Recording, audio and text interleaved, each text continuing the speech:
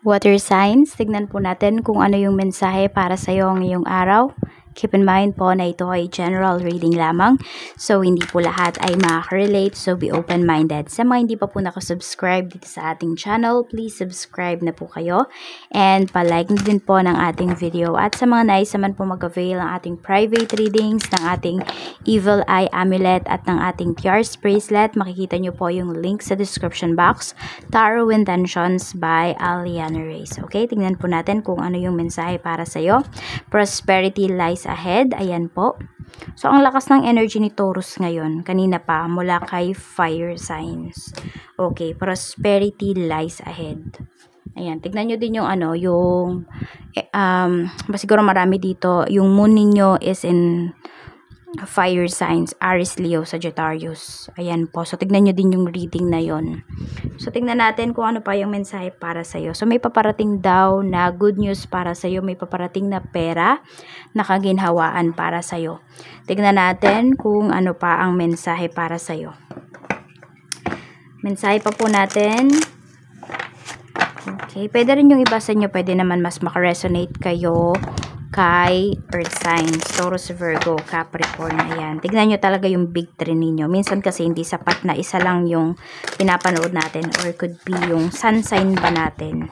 May mas nakaka-resonate sa rising, may mas nakaka-resonate sa sun, at meron din naman nakaka-resonate sa moon sign. Ayan. So, tignan po natin kung ano yung mensahe para sa'yo. Mensahe po natin, spirit guide. Okay, for water signs. So, we have 10 of Wands pagdating ito sa family. So, medyo stress po yung iba sa inyo. Pwedeng stress ba kayo sa bayarin? Ayan. We have the Magician. Pero lahat naman kasi ginagawa. So, pwedeng meron pala dito sa family po ninyo. Sobrang sipag. Minsan, kahit may sakit na, nagtatrabaho pa rin. Alam mo yung parang hindi siya uma-absent sa trabaho. Nanghihinayang po yung taong to dun sa pwede niyang kitain. Kaya lang kasi, minsan, ayan po, pwedeng ang kapalit naman kasi niyan is yung health, diba? So, alagaan din po yung health. Sabi nga, health is wealth. Ayan. 10 of Wands. Meron dito sobrang ma-effort po talaga pagdating sa inyong family. So, lahat talaga, wala siyang wala siyang tinatanggihan. Okay, madiskarte po yung taong to. So, pwedeng sa kanya, alam mo yun, parang siya yung may dala ng swerte, siya yung may dala ng kaginhawaan po sa inyong family. Pero syempre, wag naman natin iasa sa kanya or iasa sa'yo, water signs, yung pang-unlad ng family. Pero lahat naman kayo dito may mako-contribute, pero meron talaga dito na isang tao na maaari po na, yun nga, sabi ko, siya yung pinakaswerte or pinaka-blessed pagdating sa finances. Ayan po. Tapos, nakikita ko din sa taong to, magaling siyang humawak ng mga problema. Yan. Oo. So, tignan natin. Okay, so could be ang ang sign ng taong to is Gemini or Virgo. Yan po, pagdating sa inyong family members. Sa friends naman, we have the Star. Tapos, we have the Hierophant. Okay, so meron dito, pagdating sa kaibigan mo, di ko alam kung meron kang kaibigan na ikakasal dapat siya, pero pwedeng hindi natuloy yung kasal. Ayan, or pwedeng yun yung pinapangarap niya. Yun yung gusto niyang mangyari. Pwedeng yun yung lagi niya kinikwento sa'yo. Na-frustrate siya pagdating dito sa usapang marriage.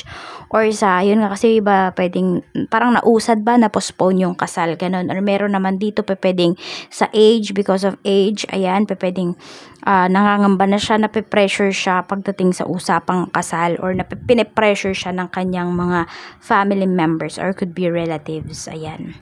So, meron dito nai-stress sa usapang kasal. Tignan natin, pagdating naman sa love life mo, we have 10 of Swords at meron tayo ditong 4 of Swords. Ayan po. So, nakikita ko naman dito, tapos na kayo dun sa relationship na niloloko kayo, water signs, tapos na kayo dun sa relationship na yung wala kang peace of mind. Yun yung nakikita ko dito with this 10 of Swords and 4 of Swords. Ayan, kung yung iba naman sa inyo, you feel na niloloko kayo ng person ninyo, hanap po kayo ng concrete evidence. Yun yung pinakamatibay ninyo talagang, pruweba. Concrete evidence yung hanapin ninyo dito. Hindi ko alam, meron dito magaling mag-stalk sa inyo. water signs. Ayan. 10 of Swords. Pwede rin yung iba naman pala sa inyo dito ay may iniiwasan na kayong isang tao na alam nyo na betray kayo. Baka may bumabalik na tao sa past po ninyo. Kasi Mercury retrograde ngayon, so balikan niya ng mga ex. Pero wag kayong masyadong makampante na kaya bumabalik yung ex ninyo dahil mahal pa kayo or whatsoever. Baka tinitignan lang kayo niyan kung kayo ba ay marupok pa or hindi na. So, ayan, pwedeng meron pala ditong nag-iisip-isip or pwedeng may umiiwas dito. Okay? Pwede rin na nasa isang relationship pa kayo pero umiiwas na kayo sa gulo. Mas gusto nyo na yung peace of mind. Ayan. So, pwedeng hindi lang ikaw yung umiiwas sa gulo, kayo parehas ng person mo. So, may mga, sabihin natin, may mga past experiences na kayo, ayaw nyo na yung mangyari ulit. So, pwedeng nananahimik na kayo ngayon dito. Okay? So, mas nag-e-engage kayo sa relationship ninyo kaysa makipag-usap sa ibang tao.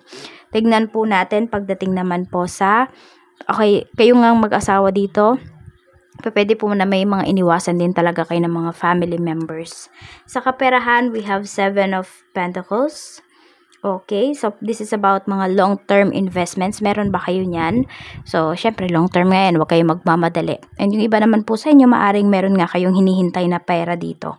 So, ayun, kaya prosperity lies ahead. So, ano muna tayo? Trabaho muna tayo, 'di ba? Bago tayo umani. Parang ganun yung sinasabi sa inyo dito. Tapos, alamin nyo daw, ano ba yung kulang na ginagawa po ninyo para gumanda yung kaperahan po ninyo?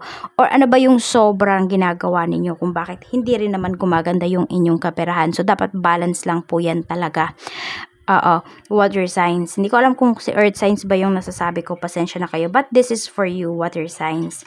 So, we have the Hanged Man naman. Pagdating naman po sa iyong mga trabaho. Yan. So, we have 2 of Pentacles. Parang nagdadalawang isip kayo dito. Yung iba sa inyo, hindi ko alam kung tinatamad ba kayong pumasok sa work ngayon. Ayan. Oo, kasi parang nagdadalawang isip na kayo. Parang you feel na ano ba, tama pa ba yung pinapasukan mong trabaho? Tama ba yung ginagawa mo? Ano ba yung dapat mong gawin? So, naguguluhan po yung iba sa inyo. Some of you, unbalanced po yung inyong root chakra. So, yun po yung balance ninyo. Inom kayo ng red na mga juice. Kain kayo ng mga red fruits and veggies. Tapos, magsuot kayo ng red na damit. Mag-meditate po kayo.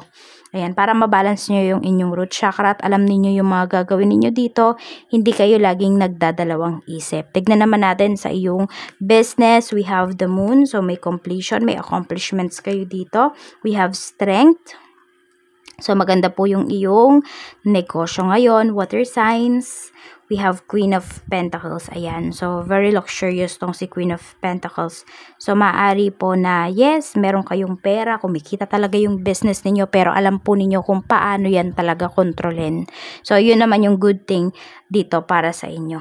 Okay? Na, yes, malakas yung kita, pero alam kung saan dadalhin yung kinikita.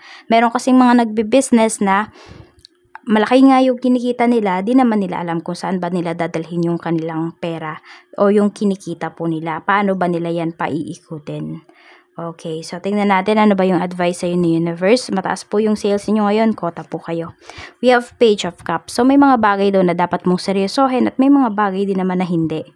And kapag daw ikaw ay may gagawin, water signs, make sure na gusto mo talaga yung ginagawa mo. Yung na-excite ka ba, yung nakakaramdam ka ng excitement, yun daw yung mga gawin mong bagay, yun yung mga piliin mo.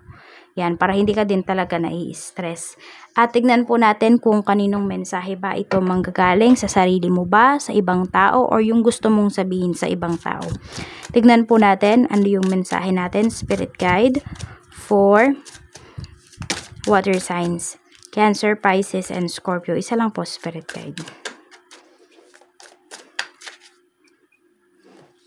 We have, I don't know where to start. Yan naman talaga yung isa sa pinakamahirap na part, yung magsimula. Pero kung hindi naman kayo kikilos, di ba, wala namang mangyayari. So, kung kailan kayo natatakot, dun daw kayo tumalon, dun kayo gumawa ng mga hakbang towards dito sa gusto po ninyong umpisahan. Pwede rin, pwedeng meron dito gustong mag-explain sa inyo, water signs, pero hindi niya alam kung paano ba siya mag-explain. Hindi niya alam saan ba siya magsisimula. Pwedeng merong tao dito na may gustong katotohanan na sabihin sa'yo, but hindi niya alam kung paano. Para kasing, parang nasira na ba yung pangalan ng taong to pagdating sa'yo. Yung parang kapag may sinabi siya, parang ayaw mo nang paniwalaan ganyan. So, we have, ito po yung iyong mga lucky numbers. 10, 21, 11, 36, 37, and 45. Yan po yung iyong mga lucky numbers. Mag-iingat po kayo always and more blessings to come, water signs. Bye-bye!